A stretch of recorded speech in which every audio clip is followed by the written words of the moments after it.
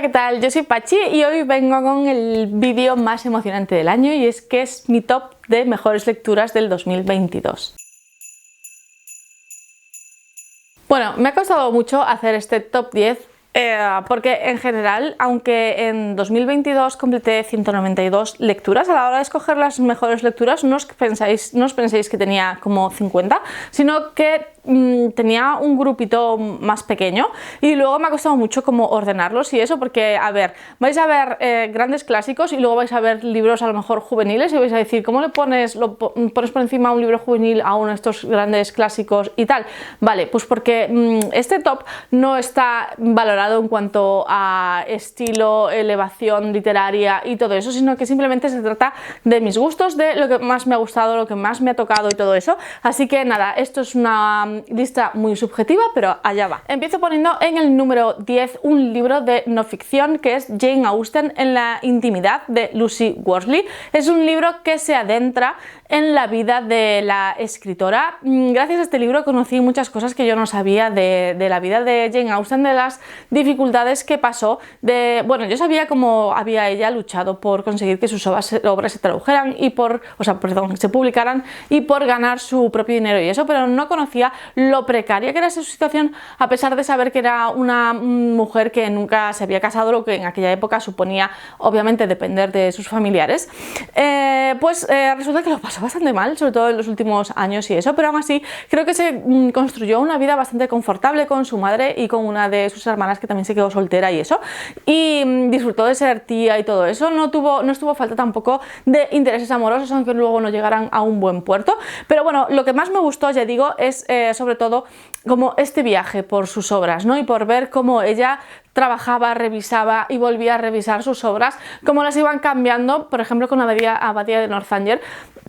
La fue cambiando porque pasó tanto tiempo entre que la empezó a escribir hasta que finalmente la publicó, que se había pasado un poco de moda lo de la novela gótica y todo eso, entonces lo fue como reformulando todo y me parece súper interesante meterte en la vida de una de las grandes escritoras de la literatura universal. En noveno lugar voy a deciros que he colocado El jilguero de Donna Tartt. Es un libro que tengo en digital, no os lo puedo enseñar igual que el anterior, pero bueno, dejaré aquí la portada. Este es el tercer libro escrito y publicado por Donna Tartt. Es una escritora buenísima, es una escritora brillante, sabe construir las ambientaciones como nadie. Trabaja también muchísimo sus libros, cosa que la lleva a que en su carrera solo ha publicado 3 libros, pero es que son 3 libros muy bien construidos, muy bien trabajados, muy bien elaborados. Este libro es el segundo de ella que más me ha gustado, pero bueno, no quería dejarlo fuera de las mejores lecturas de este año porque me parece que Donna Tartt es una escritora brillante. Toca muchísimos temas tales como el abuso infantil, el abuso de drogas, la marginalidad, y lo hace de una manera, ya digo, que brillante.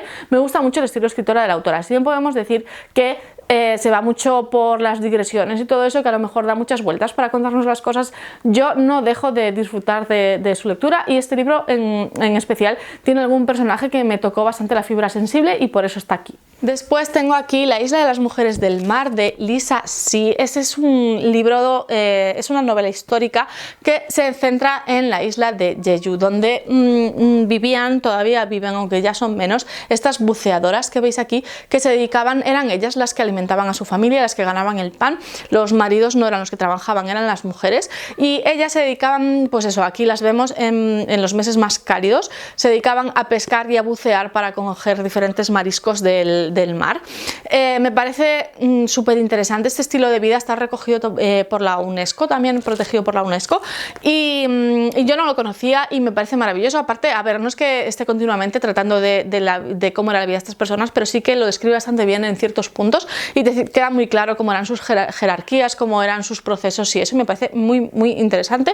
Al mismo tiempo nos va contando la historia de 2 mujeres que eran amigas, lo que vivieron a lo largo de la vida, cómo se fueron acercando o separando en ciertos momentos, y vemos también cómo impactó la Segunda Guerra Mundial y lo que pasó después en Corea en la vida de las personas que vivían allí, que al final no les importaba nada todo este mundo de la guerra, pero cuando algo así pasa, la vida de todos se ve afectada. Tenemos algunas escenas bastante cruentas en este libro. Es un libro durillo de leer, pero la verdad que me parece que es una maravilla de lectura.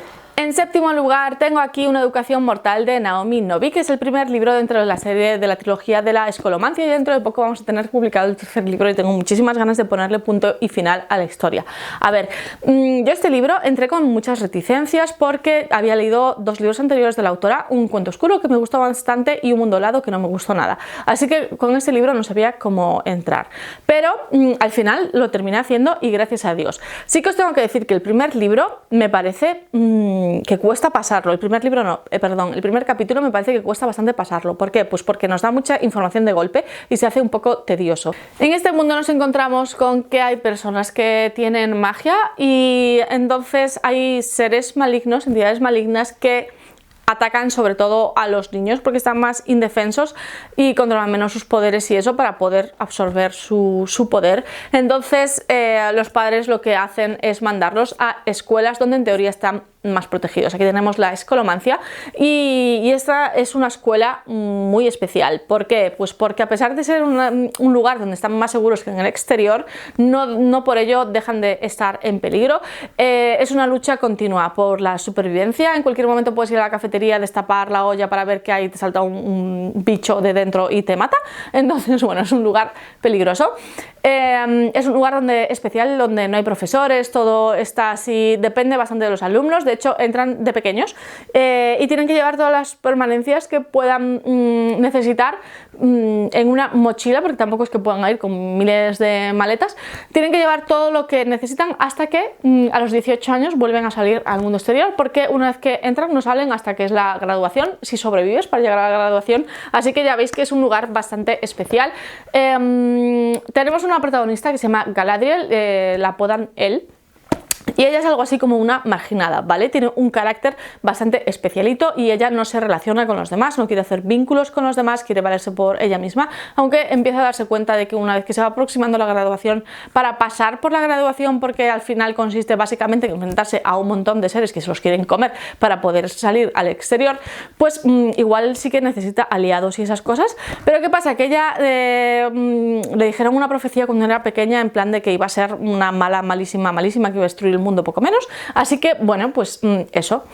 Es un personaje, como podéis ver, muy especial, a mí me cae muy bien y ya digo que me parece un mundo muy bien construido y me gustó tanto este libro que convencí a Óscar para leérselo y se lo leyó y le gustó mucho también, así que eso dice mucho a su favor, porque Óscar es una persona que le gusta leer pero lee muy poco, ¿vale? No es una persona así como yo que lea mucho, sino que es como un hobby secundario para él. Entonces bueno, conseguí que le llamara tanto la atención como para darle una oportunidad y eso me puso súper orgullosa. Y en sexto lugar tengo aquí la guía del club de lectura para matar vampiros de Grady Hendrix. Este libro lo habréis visto muchísimo, fue una de mis primeras lecturas del año y me encantó. Iba con ciertas reticencias porque cuando ves así un libro que tiene tanto boom, a veces las expectativas te juegan una mala pasada y tengo que decir que en este caso no fue así, ¿vale?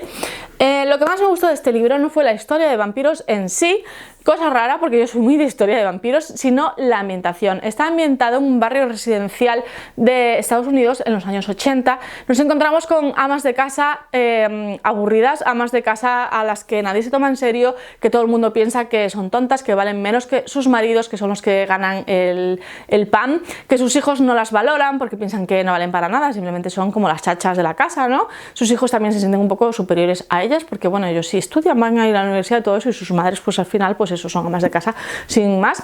Entonces nada, estas amas de casa en concreto, como un poco para luchar contra el tedio de la vida, se inscriben en un club de lectura esperando eso, echarle un poco de salsa a la vida, y se encuentran con un sitio aburrido, así que montan como su propio club en el que leen novelas de misterio o incluso novelas de true crime o así, cosa que también hace que las juzguen duramente, sobre todo sus maridos, y me encanta cómo retrata, ¿no? esa vida de estas mujeres que muchas veces vemos como sus maridos las tratan fatal y bueno, claro, obviamente las ves enfrentarse a un vampiro que llega a vivir a su barrio. Claramente nadie las cree al principio que hay un vampiro en su barrio. porque claro, a ver cómo te lo vas a creer. Así que nada, van pasando cosas, ellos se tienen que enfrentar a diferentes retos, tienen que ir superando diferentes situaciones. Nos encontramos con algunas escenas espeluznantes, de estas de que te dan repelús, no miedo, pero sí que escenas que te dan así repelús, y eso también me gustó mucho. Pero ya digo, sobre todo me gustó esa mirada, ese reconocimiento a estas mujeres que al final, pues oye, sacaban sus casas adelante, criaban a sus hijos y hay que reconocerles ese esfuerzo, porque todos sabemos lo que cuesta. Y por fin pasamos al top 5 del 2022 y lo inauguro con William Faulkner, con El Villorrio. William Faulkner es un escritor estadounidense que es de mis favoritos. O sea, sus libros retratan la sociedad contemporánea de una manera brutal, pero además es un autor experimental. Él experimentaba tanto con las formas de escritura como con los personajes. Ese libro me parece un buen modo de iniciarte con él, porque retrata la vida de un pueblo, desde el momento en el que una familia de fuera llega a ese pueblo, y vemos cómo poco a poco se van integrando en él y cómo se van adueñando de todas las partes de la vida del pueblo. Es una familia que se multiplica de una manera que no veas. Entonces eso, al final están metidos en todos los meollos del pueblo.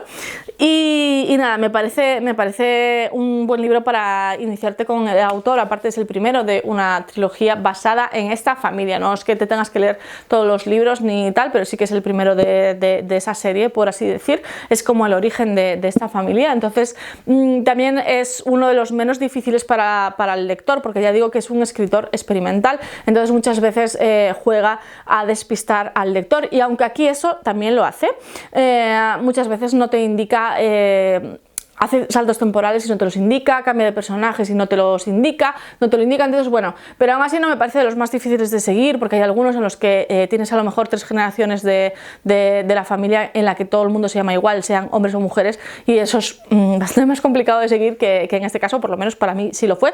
Así que nada, me encanta cómo escribe William Faulkner, me parece que tenía un estilo súper peculiar y característico, y no sé, disfruté mucho de la novela, a pesar de eso, de que ya digo que es algo que no te lees en una tarde, ¿vale? En cuarto lugar tengo Las malas, de Camila Sosa Villada. Este libro lo leí a principios de año, también en el mes de enero, pero aún así se ha quedado conmigo todo ese tiempo, y cada vez que lo veo me acuerdo de él y lo que experimenté al leerlo. Es un libro que mezcla la propia experiencia de la autora con un poco de realismo mágico, podemos decir, con un toque sutil de realismo mágico que no deja de hacer especial al libro. Pero bueno, realmente lo que importa aquí es que Camila Sosa Villada cuenta desde su propia experiencia lo que fue crecer, madurar, vivir, y sigue siendo vivir como una persona transexual en Argentina. Nos traslada a finales de los 80, principios de los 90, creo recordar, y es un mundo súper peligroso. Ella, para poder vivir su propia personalidad, tuvo que acercarse a ambientes peligrosos. Nos cuenta cómo dio con un grupo de personas increíbles que sobrevivían como podían, que formaron una especie de comunidad. Nos encontramos con prostitutas, nos cuenta diferentes historias, no son realmente como relatos, pero realmente es que son desgarradores. Al mismo tiempo, no es un libro que cueste leer, de esto de lo que me está contando es tan duro que tengo que parar de leer. No es así, es una historia obviamente dura, son historias obviamente duras, pero yo creo que esta autora desprende como una especie de, no humor, pero a lo mejor realidad, una forma de ver las cosas muy especial. Y ya digo que esos toques de realismo mágico son los que también le otorgaban cierto alivio, ¿no?, a lo que te estaba contando. Pero bueno, aún así no hay que dejar de ver el trasfondo de lo que contaba y la dureza de lo que cuenta, y es una autora que me gustaría seguir descubriendo durante este 2023. En tercer lugar tengo aquí La casa en el mar más azul, de T.J. Klum. Este es un libro de fantasía juvenil en la que nos encontramos con un mundo en el que la magia existe, existen los seres mágicos de diferentes tipos, no se encasilla con magos, dragones, hechiceros o sirenas, sino que hay un poco de todo aquí. Entonces, ¿qué pasa? Que para acomodar este mundo al mundo de los humanos, pues lo que hemos hecho ha sido crear una serie de normas para tenerlos controlados y cómo no, también unos centros, unos orfanatos, por así decir, para criar a estos niños separados de la población no mágica, vamos a decirlo así. Es un libro al que le cuesta un poquito arrancar, pero una vez que nuestro protagonista, Linus, que es un funcionario que se dedica a inspeccionar estos orfanatos para ver que cumplan con las medidas que tienen que cumplir, que los niños estén a salvo, esa es su prioridad, si bien él luego, después de emitir su informe, no se molesta en mirar qué pasa luego con esos niños después del informe que él hace. Entonces le encargan una misión especial, que es ir a una isla en la que viven niños especialmente peligrosos, y como es una isla un poco apartada y en la que dejan un poco que el director del orfanato haga lo que él quiere, pues dicen, tienes que ir allí y ver qué está pasando porque necesitamos un informe actualizado, ¿vale? Básicamente es eso. Entonces Linus va a pasar un mes de verano en este orfanato y claro, es un mes que le cambia la vida, obviamente, como podéis entender. Es un libro que a lo mejor puede parecer sencillo en superficie, pero no lo es. Lo que TJ Klune está denunciando con este libro es lo que vivieron los primeros habitantes de Canadá. No sé si estáis al tanto. Se habla mucho de lo que pasó con los así llamados indios en Estados Unidos, pero en Canadá la cosa no fue mejor y aún en época reciente sí que se están denunciando, aunque también se quiere tapar mucho, muchas irregularidades que pasaban en estos centros reales en los que estos niños canadienses, que eran eso, como los primeros habitantes creo que les llaman, no vivían como tenían que vivir, las condiciones en las que vivían no eran las adecuadas, hubo muchos fallecimientos inexplicados. Y es algo como que se intenta tapar mucho en la sociedad canadiense, que todos pensamos eso, tenemos la imagen de los canadienses de eso, de que son muy educados y no sé qué, y luego resulta que tienen debajo de la superficie hay mucha tela que cortar. Entonces es lo que denuncia TJ Klune en este libro, cómo se legisla para un grupo determinado de la sociedad sin tener en cuenta a ese grupo, sin que se puedan expresar ante esas personas que van a gobernar sus vidas, que van a legislar sus vidas, y eso me llamó mucho la atención porque me conectó con otro libro que, bueno, no está en esta lista, pero es un libro que me gustó mucho durante 2022, que era Sin barreras, sin armarios, de Jesús Almago. Habla de personas con diferentes discapacidades, sean físicas, intelectuales o sensoriales en España, que además pertenecen al colectivo LGBTIQ+, y como muchas veces son olvidadas, ¿no? y se legisla al margen de ellos, y me gustó ver como esa conexión entre ese libro y este. Y entonces, bueno, es eso, puede ser que esté contado de una manera sencilla para que los niños lo puedan entender, porque bueno, al final no tanto niños sino adolescentes, esto está dirigido pues eso, a un público juvenil, ponle a partir de los 14 años, entonces obviamente no te va a hablar de las masacres a los indígenas canadienses, pero es lo que te está queriendo enseñar con este libro, ¿no?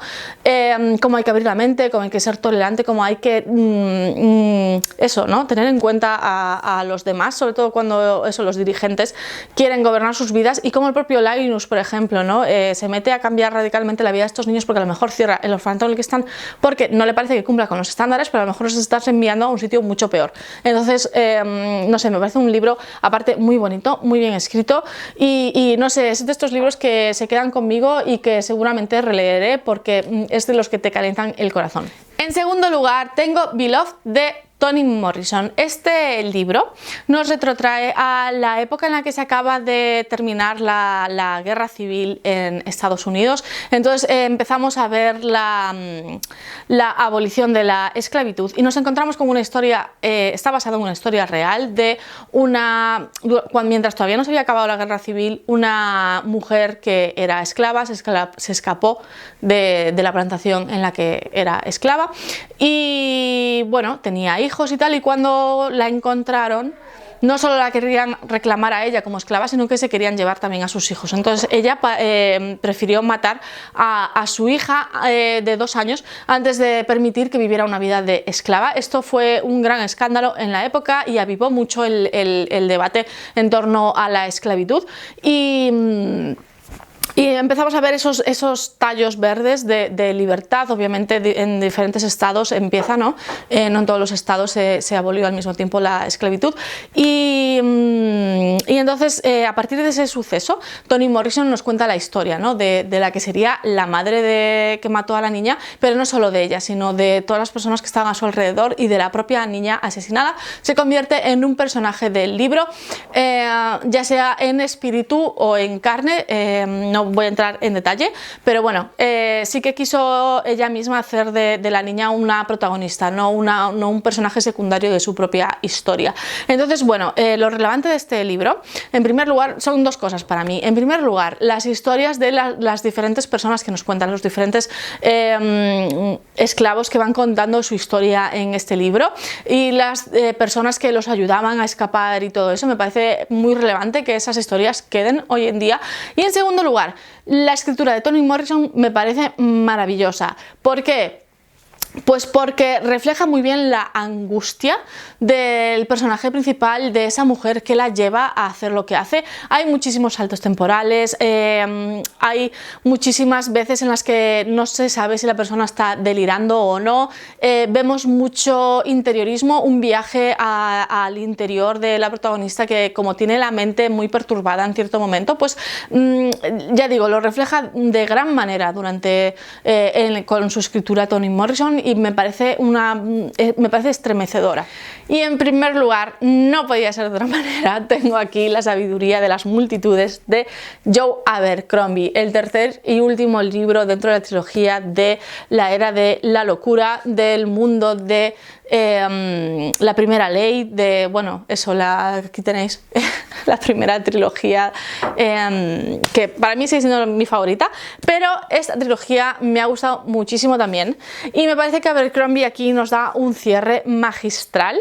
No es un cierre perfecto, no pasa todo lo que a nosotros nos gustaría que pasara, pero es que la vida no es así. Vemos una gran evolución de los personajes, vemos a un Joe Abercrombie con su cinismo en estado puro. La verdad que es una delicia para mí leer a este autor por eso, ¿no? Por ese cinismo que destila. Me encantan las batallas que narra este hombre y no sé, en general Abercrombie es de mis autores favoritos, y me da muchísima pena haberle puesto punto y final a esta historia, pero me alegro que haya sido tan bien. Y nada, hasta aquí mi top 10 de mejores lecturas del 2022. Decidme si coincidimos en alguna o si alguna os llama la atención. Muchas gracias por haber visto este vídeo hasta el final y nos vemos en el próximo. Un saludo.